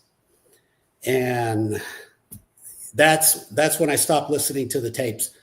But this is the level he was on. Now, I amazingly go back to 1970, 4 years earlier. 4 years earlier, somebody asked Glenn about the Rose Bowl right here in Pasadena, California. Who's the teams? What's the score? Who's going to win? He answers all that, and he says the attendance, the exact attendance. How many people will show up to the game? And he said this on the radio in 1970. And sure enough, he was right, 100%, 100%. Well, the next day, the government rang his doorbell. So we're going back and forth. They rang his doorbell. It was the FCC. They said, Glenn, we got to talk to you. Okay, like, this prediction you made the other day, we cannot have you doing this. You cannot do this anymore. You cannot be making predictions, because somebody like you on your level, you could change the stock market. You could create a panic. You can't be doing this on the radio. And then I don't know if they were bluffing. I don't know if they were making this up. It kind of sounds made up, but it also could be real. They said technically it's illegal to use the radio to make predictions. I don't know if that's true. I asked AI that question. AI said, no, it's legal to make but I don't know if they were trying to scare Glenn, but he said, okay, I won't make predictions anymore on the radio. That was 1970. But in 1974, he was making all the predictions on the horse races. So does that make Glenn a liar? No, Glenn said, I won't be making predictions anymore regarding predictions in the United States.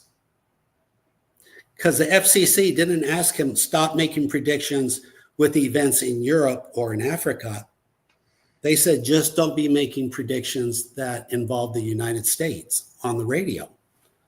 So he said, okay. So in 1974, he says, I'll just tell you the future, what's going to happen in Tijuana, Mexico. Until, again, the Mexican government came in and said, you got to stop. This is a big problem. This is the level he was on. Maybe someday, Professor, again, I encourage your viewers to watch YouTube. He does a thing on time experiment, fixing broken watches, bending spoons, and the other link is reading minds, one after the other, very fast, very quickly. I would really take a few minutes, because in the big picture, you've heard of Nostradamus or the American psychic Ed Casey in Virginia. Right. Those guys were really good. But at the same time, you could take those two, multiply it by 100, and Glenn could push them down with one finger. It is what it is. It is what it is. Like somebody wins $100 million in a lottery. It is what it is. You could say, I don't like that person. That person shouldn't have got it, or good for that person. It is what it is. And in Glenn's case, it is what it is. He was born with it, and he used it for good. I mean, he used it for good. He worked with a lot of good. I can only imagine the stories I'll never hear. But you paying off, working for charities, helping children, helping animals, autistic kids. I mean, he could communicate easily. And I don't know, maybe during the radio show on the breaks, I'm sure there was some local police or some executives say, hey, Glenn, what should I do? What should I buy? Where can I find this, et cetera, et cetera. So I think maybe a lot of people did cash in. I should have cashed in. I kind of regret not cashing in on it. I should have, out of respect, I should have said yes. Because, there were a lot of crazy good synchronicities. You can even call them crazy blessings. And I guess this is for another show, but blessings that would have totaled $100 million in profit, and I passed on it. I don't know what I was thinking. I don't. But looking back, I see that was Glenn just throwing this stuff, putting it on the table, just putting it on the table, putting it on the table. If you want it, fine. If you don't, that's okay. But that would be like for another time, because it's we can do it again. We've pretty much, you've shared enough that we've got plenty to think about. We're approaching 2 hours. We ought to close out. Yeah, I think. Man, I appreciate you taking your time to share all these incredible experiences that you've had and are having. It's it's just interesting to see how different this phenomena affects different people.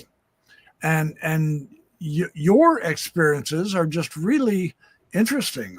That's why I wanted you to share them, because some people have negatives, some people have positives, some people like it, some people don't.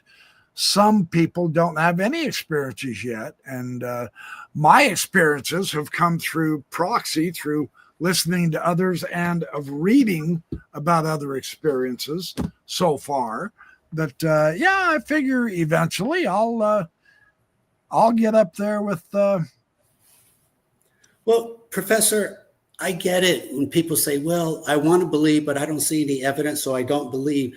So I get that. They're just saying they've never seen any evidence. They're not saying I was born negative and I won't believe any.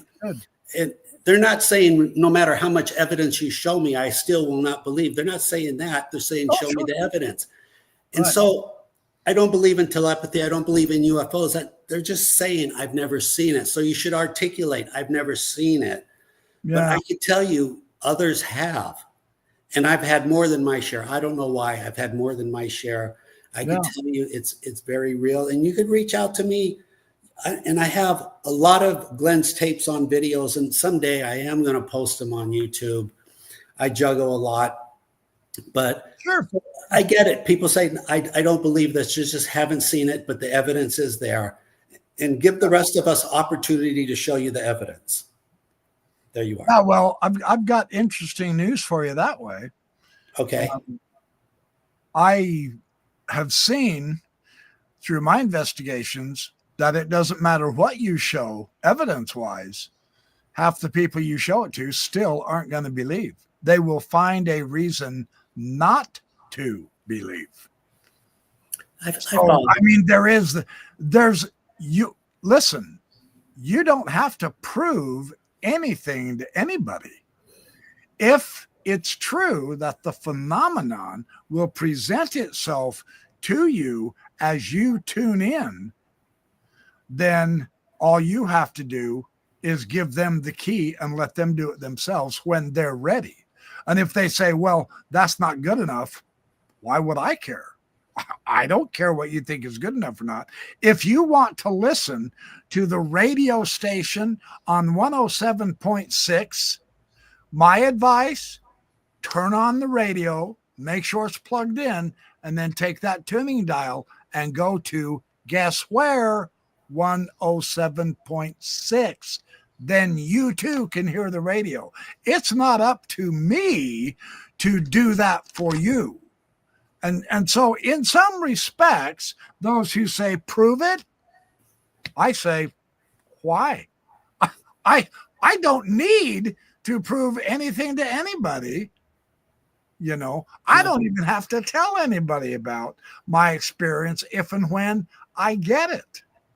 I mean, this is my theme with the NHI. You know, you shake your fists at the heavens like I have in the past and say, damn it, man, show yourselves. We want the truth and reality.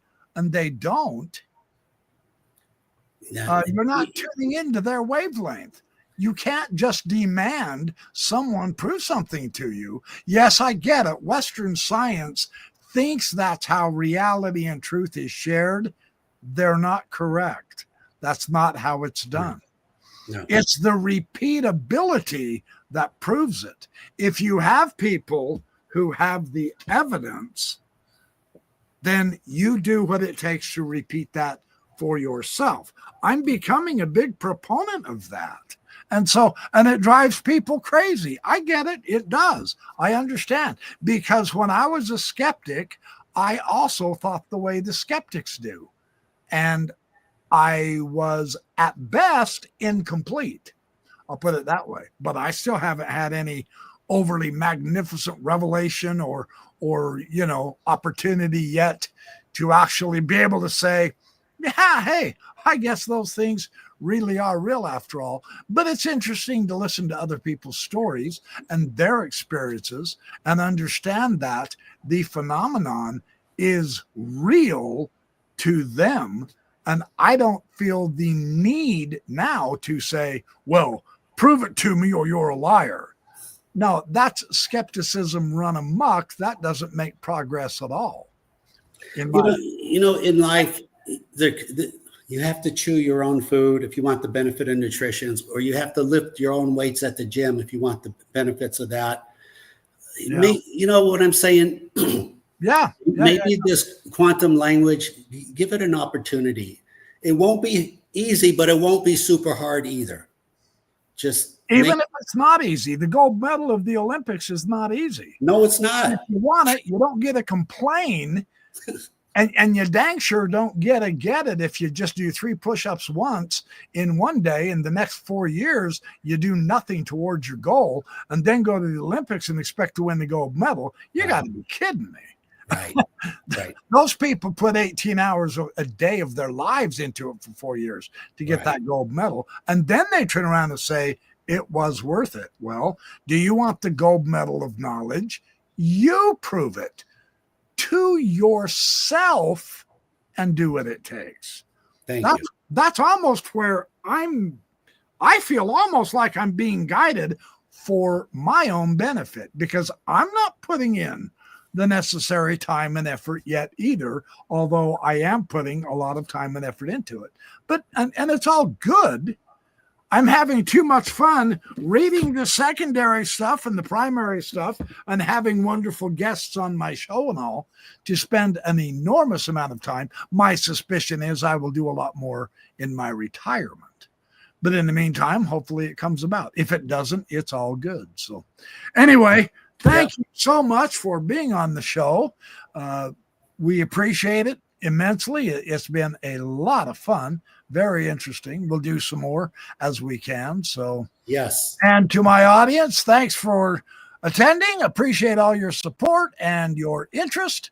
We will be back with more information as we find the time and ability and the information, which is truly a mountain of information that is really amazing.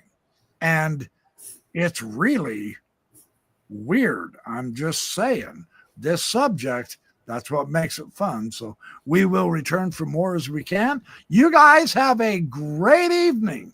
We'll catch up to you just as soon as I can. Good night, everyone. Thank you.